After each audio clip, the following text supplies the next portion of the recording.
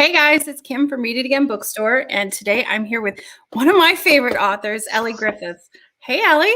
Hi, Kim. Hi. We were chatting away before we started. So I've read pretty much everything that Elly has written, and I highly recommend it. We keep them in the store. We have for years. I was saying I stumbled upon her when I was on vacation, and I think I read all of the Ruth Galloway series that was out in a week. And how many are in that series? 13. Well, the 13th is out in June, so Okay. 13. And you were doing math before we started. How many books have you written? Well, I'm quite bad at maths, but I think we agreed it was 25. You know what? If you said 30, I would totally believe you. Because, I mean, if you count the ones that you haven't published yet, that you probably have sitting there ready to go.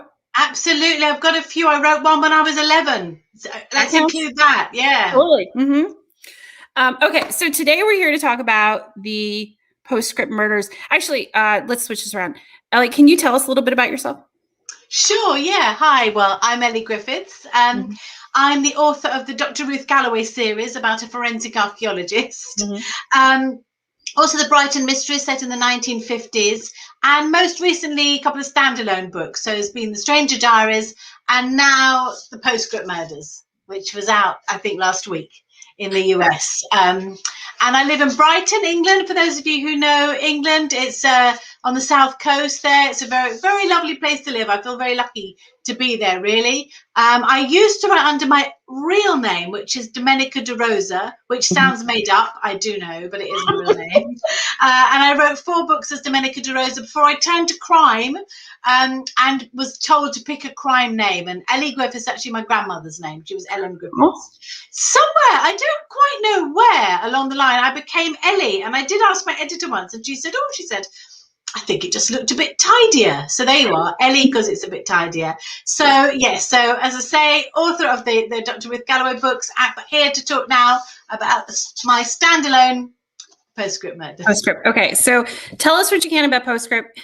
We were talking earlier. It's so hard to talk about mystery books without giving stuff away. And I have to say, this plot is pretty darn complicated, which I liked.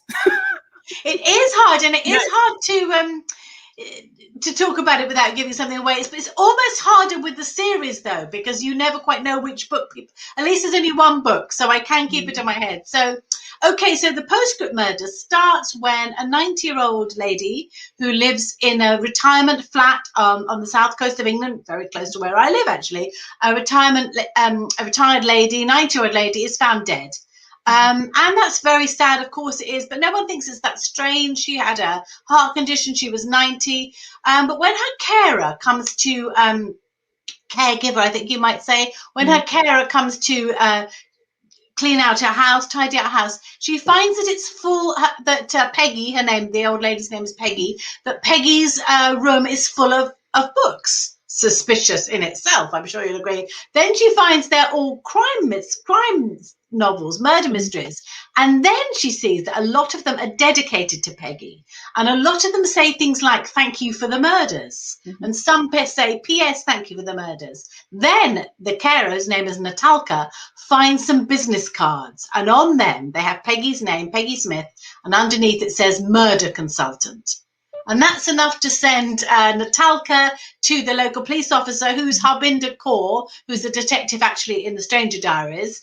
And Harbinder's a bit skeptical at first, but she agrees to sort of investigate a bit. Then one of the crime writers who Peggy has helped is shot dead. And they have a murder mystery on their hands. And it has to be solved not only by Harbinder, but by Natalka and her 2 friends, one of whom runs the local coffee shop and one of whom is Peggy's 80-year-old neighbor.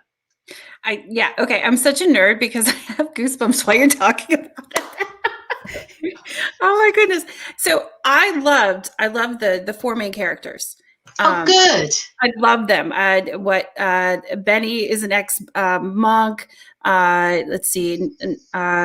Who else? The BBC guy. Oh my gosh. Yes. Edwin, Natalka, she's an immigrant and super smart and gorgeous. And the police detective, she lives at home with their family. Oh, I love them all. Oh, good. Thank you. How did you come up with those guys? Well, it was funny, really, because I grew to love them, actually. And I've never really missed a group of characters as much as I kind of missed them when I finished writing the book. So Harbinder, the detective, was in the previous book, and say she is at the beginning of the book. She awards herself a mental gold star for being the best gay Sikh detective in Sussex. And then she realizes she's the only gay Sikh detective in Sussex. So she's 35, as you say, she still lives at home with her parents, with whom she gets on very well, but she's not out to them. So there's certain conflicts there. And she's a very spiky character, and I love writing about her. Natalka, as I say, is the caregiver. I'm not quite sure where she came from, but my mum, in the last years of her life, was sort of housebound and had carers coming in, and they were all lovely. And a lot of them had such interesting stories. A lot of them were immigrants, as Natalka is. She's from the Ukraine. So I wanted to use that, really. And Benedict is the cafe owner. Now, where Benedict comes from, I have to be a bit careful about this, because Peggy, who is the person who dies at the beginning of them, is slightly based on my Aunt Marge, who is alive and well. But Marge also lives in a seafront retirement place. And like Peggy, Marge is very good at thinking up murders. And she quite often rings me up and says, do you know what, love? I've thought of a really good plot for one of your books, and they're always so nasty. I always think, oh, Marge. And Marge is very friendly with the guy who runs the coffee shop on the beach. So that's slightly where that relationship came with Benedict. And Edwin is... as you say, is a retired BBC producer who also lives in the flats, and he must be an amalgamation of lots of people. I really enjoyed writing about Edwin, I have to say. Well, I liked reading about how he took 2 hours to get dressed and with his cravat, and I just see this dapper older gentleman and just walking. Oh yes, I see all of them in my brain, and I love them. Are you going to write more stories about them? I didn't plan to. I did always think I might do one more book about Harbinder, but as I said, they have been quite hard to let go of. So I don't know. Maybe I will. It was very good fun as well, because in the course of their, not giving too much away, but in the course of their investigations, I did send them on a road trip. So they go up to Aberdeen in Scotland. And I really like that, because you know all those things about when you go on a trip with somebody, especially maybe people you don't know too well, and you have the whole thing about, oh, is there somebody going to bring travel sweets? Are we going to play a game in the car? Are we going to stop for coffee? All those things. I've done lots of sort of long trips with my friend Leslie, who's also a crime writer, and we've had so much fun on these trips. Like, we quite often go into a service station, have loads to eat and drink, and go out again forgetting to get petrol, things like that. So I wanted to bring all those things in, and they have a nice trip, and on the way they stay in a slightly sinister bed and breakfast, and so I really enjoyed writing about that aspect of it as well. I love them. I would love to see them on TV. Oh wow! Well, I would too, I have to say. And there has been a bit of TV interest in them. There's along the years, there's been a fair bit of interest in the Ruth books, although they haven't ever been made yet. If they did it right. If they get it right, they get the right, actress. If they don't pick somebody. One of the things I love about Ruth is that she is physically a normal person. Like, she's not. I mean, she's beautiful, but she's got regular curves. And they put her on TV, I'd be really scared that they'd want to make her skinny. I'm exactly the same, that she's got to be, a normal sized woman, which Ruth is. Yes. And you don't want her to be, a sort of, I don't know, size 8 supermodel, it's And I love, like, when you write her and she has like intimate moments, her partners are like, there's just something about her and she's just so beautiful and sexy. But that she's wearing like the same size jeans I am. And I just love that. I like that about her too. And she doesn't quite know what to do with a scarf, does she? She's She's awkward. And yes, I love it. And thank you. But the way you write it, it's not like it's like she's intentionally awkward, like one of those like a odd pixie person. I forget what they call that term.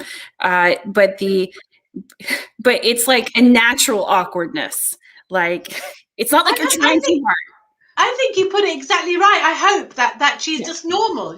She's like all of us, and she's very confident in her job, but she's not always confident at other moments. She doesn't know, like when she goes out to eat she's always the one who ends up eating the cake on the plate. No, those annoying people when you go out and there are these cakes on the plate and no one eats them. I mean, I love my publishers, but when I go there, they always have all these things laid out on the table, and I always eat them. And then somebody says, "Well, Elly, what do you think about the marketing campaign?" I'm like, but there are certain sort of people who can sit there and not eat. That you put on top of the cupcake, and I ate like 5 of them. It worked really well. You know, when they put the on the cupcakes. Yes, exactly. Perfect. But I would eat them as well. But so Ruth is the sort of person who would eat the cupcake. So I think that's just normal, really. So yeah, I hope to make her a normal person that normal women would relate to. Okay, so you brought up publishing, and this Postscript Murders has a lot of publishing aspects to it. So I assume you drew from what you know.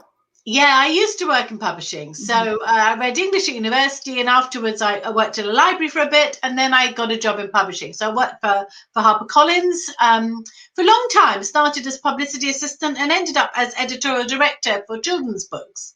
So I was there quite a long time, and I loved it. I love publishing. And actually publishing has changed quite a lot since. So I left full time when I had my twins, who are now 22, but I did work a freelance for a long time as well. So I was able to draw on those publishing memories because, of course, this is a book that's about books. And in the course of sort of unraveling the mystery, Albinder has to go and meet the publishers and meet the publicists and enter this world. And, of course, they also go to a crime writing festival. And as you and I know, Kim, they are fun places to be. I mean, I don't know what it is about crime writers, really. And I don't know if you'd agree with me, but they just seem to be good fun, don't they? And I think it's possibly, and maybe I shouldn't say it as I'm on myself, but seem to put out all the dark stuff on the page. And then just basically have a good laugh, you know, at places like Bouchercon, and just had so much fun, really. So I wanted to get that aspect in it as well, even though, unfortunately, at this crime writing festival, there are some murders. But in between time, they have fun with all the bloggers and, you know, you're talking about panels and all that. So I wanted to get all that. Yeah. You were talking about like drinking each other under the table, and those crime writers really can put them away. And well, like there's a character in the book just mentioned in passing. He's carrying 3 pints, and several of my friends have said, "Is that me?" And I was thinking, could be any of you. Oh my goodness. Okay, so we talked. Okay, let's go back to Ruth. Oh gosh, I have so many things I want to ask you. I don't know how to narrow it down. Okay, so you have a new Ruth book coming out soon, right? Yes. Can you tell the people who aren't watching about kind of a general idea about the Ruth Galloway series? Yes, sure. So Ruth Galloway, Dr. Ruth Galloway, because she likes to be called doctor. That's important. Yes. A bit like your first lady now, quite She's rightly. an actual doctor, yeah. Yeah, wants to be called doctor. Dr. Ruth Galloway is a forensic archaeologist. She works, she lives in a beautiful but rather deserted part of Britain called North Norfolk, which is lovely, but the sort of marshland and sea. It's quite sort of lonely. She lives there with her daughter and her cat. She doesn't have the daughter at first.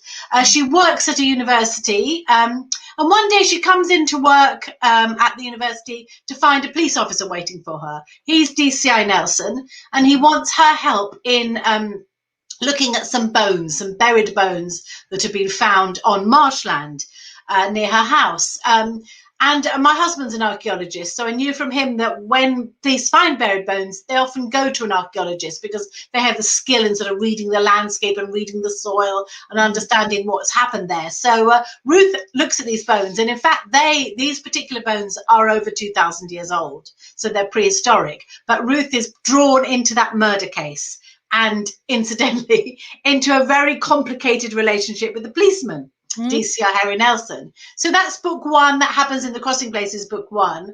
And now the book that comes out in June in the US is called The Nighthawks, and that's book 13. So in that time, it has got even more complicated, I have to say, and there's now a big cast of characters, all of whose lives are kind of intertwined. There's Ruth's friend.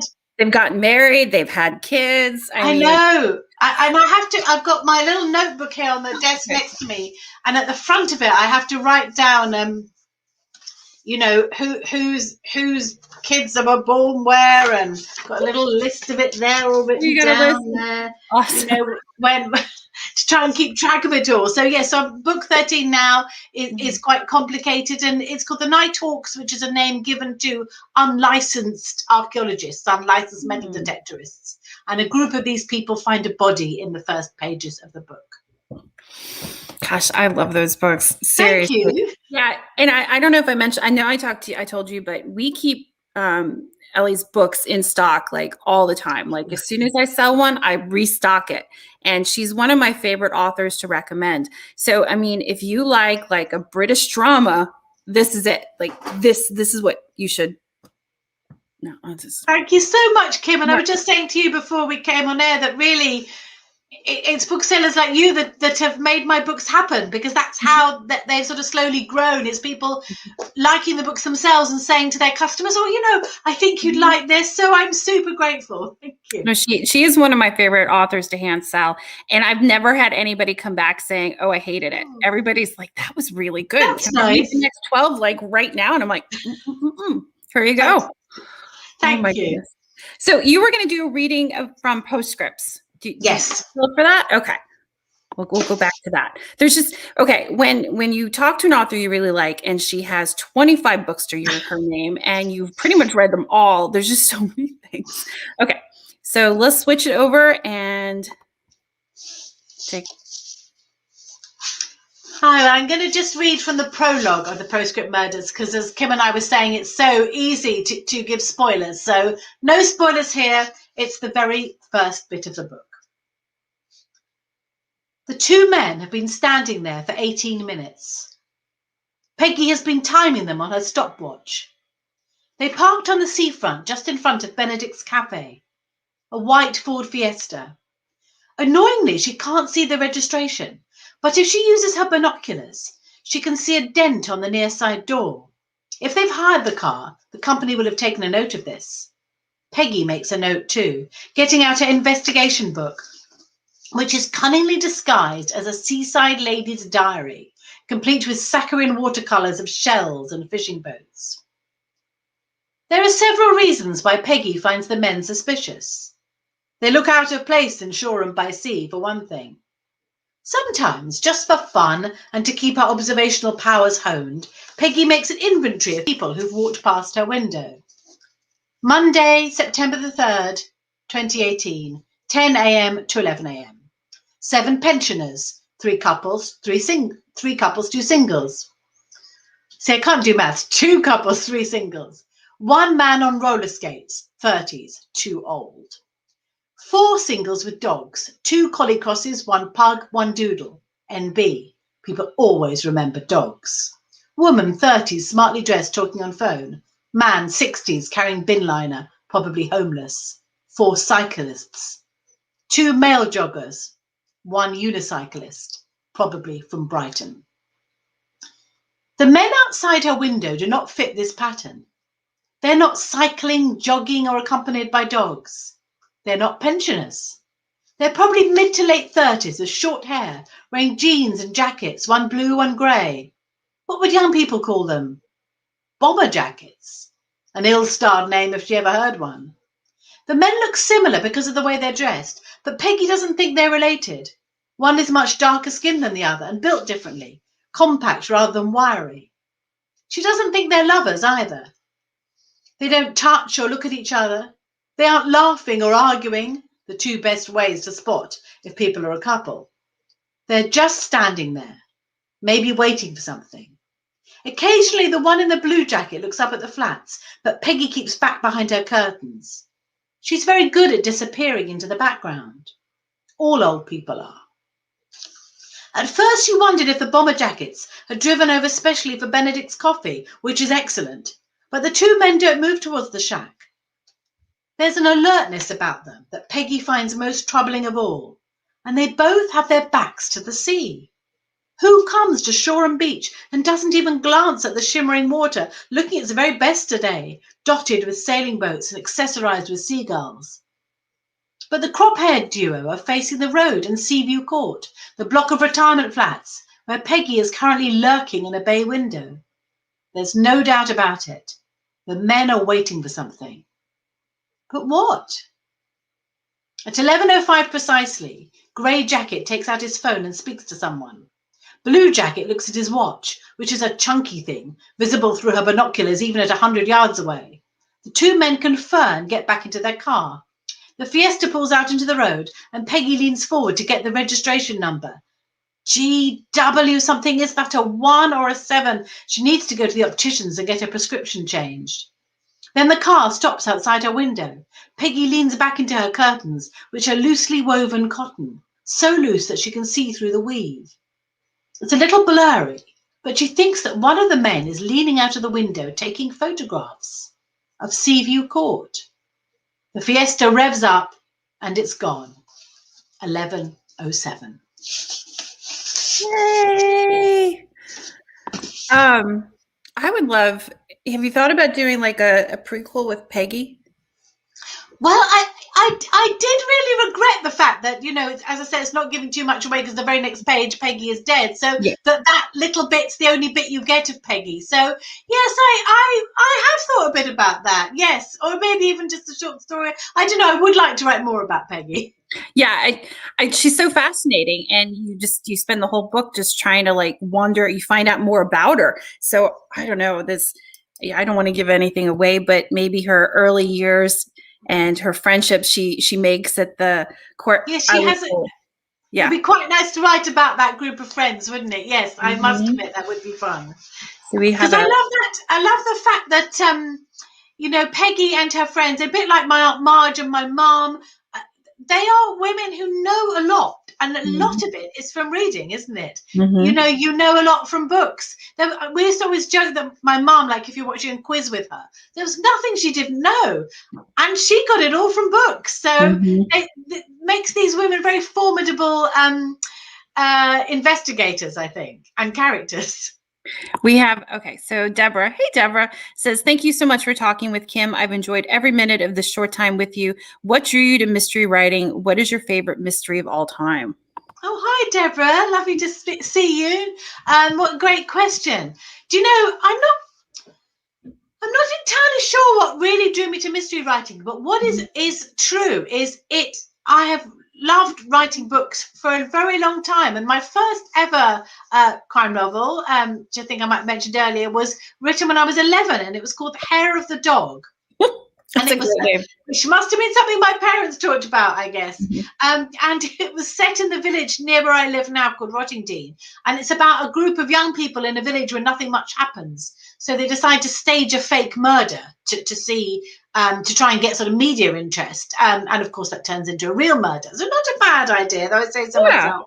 So I think the significant thing is that even at 11, I was really interested in mysteries, and I read lots, you know. In fact, I started off probably with Enid Blyton, you know, the famous Five and the Secret Seven, because they're crime novels, you know. And there was one called The Willoughby Fair Mystery, which had a big impact on me. It's a very good little crime novel. Then I read lots of Agatha Christie, and, you know, I love Ruth Rendell and Dorothy L. Sayers, so all those sorts of people. So I think I was particularly drawn to, I think, the kind of the way that you can get all sorts of different characters in a crime novel. I think even if you read The Hair of the Dog, which isn't such a good novel, you know, but it's set in a little village, and you get all the people in the village. You know, you get the vicar and the sort of there's always a mysterious person who lives in the big house, and people who live in the not so big houses. So I think I really liked that, the way that you get all sorts of different people. I think that's something I've tried to do in my books.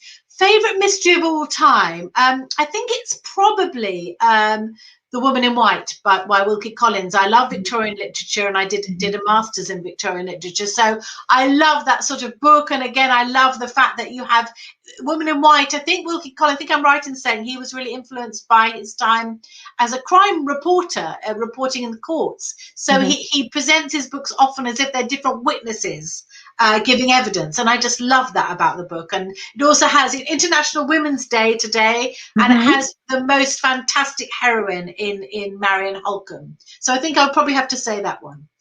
There we go. I put a link to a copy on our website in the comments.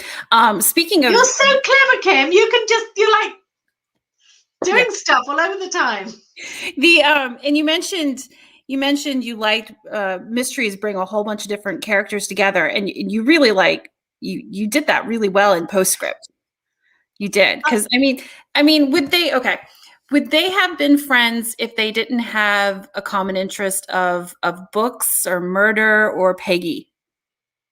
Such a good question. Yeah. I don't know. Possibly not. Possibly it is Peggy that's brought them together, and as you say, and books too, really. And I think that is one of the lovely things for a crime writer. Obviously, crime is not lovely, and murder is not lovely.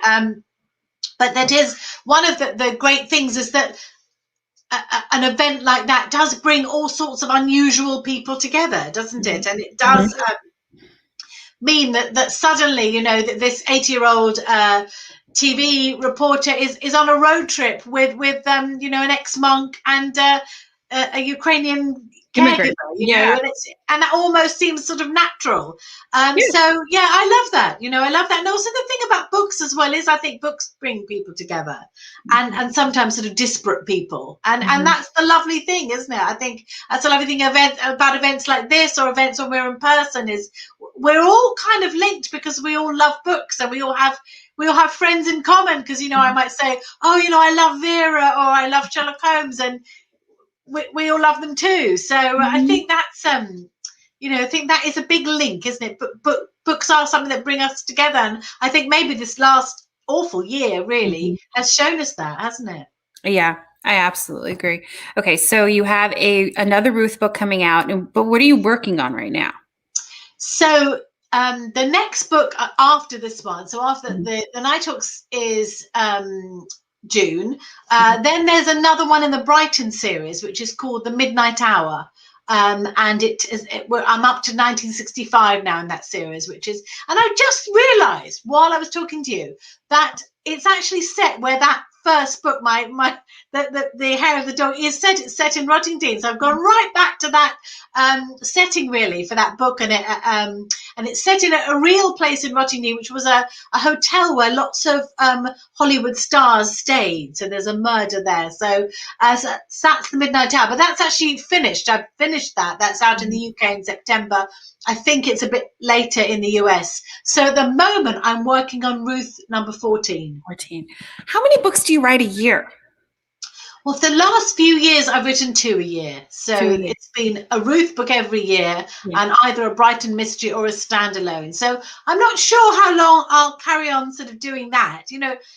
To be honest, I was very lucky and grateful to have it last year, to have that to do, that work to escape to. But I'm not sure that I'll keep on writing 2 books a year. But yeah, and also in the UK, they haven't come out in the US yet. I write a series for children, murder mysteries for children, called A Girl Called Justice. So there've been a few of those too to add to the list. Are they coming out here anytime? I don't know. I haven't got a publishing deal for them in the US yet, but I hope to, because I do hope, and a lot of my sort of American friends have read them and liked them, and I think I've said they're for 8+, but basically for anyone who likes a good murder, really. They're set in a 1930s boarding school, so you've got that kind of locked room murder. So I have to say, I think you'd like them. I'll sell them. I'll read them. I'll do it. Yeah, you would sell them. Come over here and I'll do it. Oh my goodness. Okay, Ruth. Not Ruth, you're Elly. Do you get that? You must get that, right? That's fine. I don't mind at all. I do not mind. Because, of course, Elly's not even, I could be Dom, I could be Elly, I could be Ruth. I don't mind. Okay, Elly. Thank you so much for doing this. Oh my gosh, I am so excited. We had a horrible couple weeks. People watching know this. Our bookstore flooded, but I've just been so determined to talk to you, and I'm if I just get through this and I talk to Elly, it's going to be cool. So yeah. I'm so sorry about everything that happened with your books, and the flooding, and you've worked so hard. I'm so glad to hear you're back in your shop. Well, we're in a temporary location right now. It's in the same shopping center. It's next to a grocery store, and I'm I don't know how long it's going to take. They keep going back and forth. The flood guys, I think they just finished today, so hopefully they hand it over to the contractor, and then we can start putting it back together. And we just renovated, so we know where everything goes, and we have an idea what we're going to do. So we just need to get people in to do it. Oh, well, I hope one day, and I hope it won't be too long, I might come and see your store in person. I really love hope that. I could do that. We have an author wall that you can sign, and that would be so much fun. Yeah. Yeah, I'd love that. Mm-hmm. Okay, so we have copies of Elly's books in stock. I've got like all of them. I put a link into the comments with like everything available in the US. It took me like 30 minutes because she is that prolific. Thank you. Well, okay. If somebody was going to start reading you today, what book would you recommend?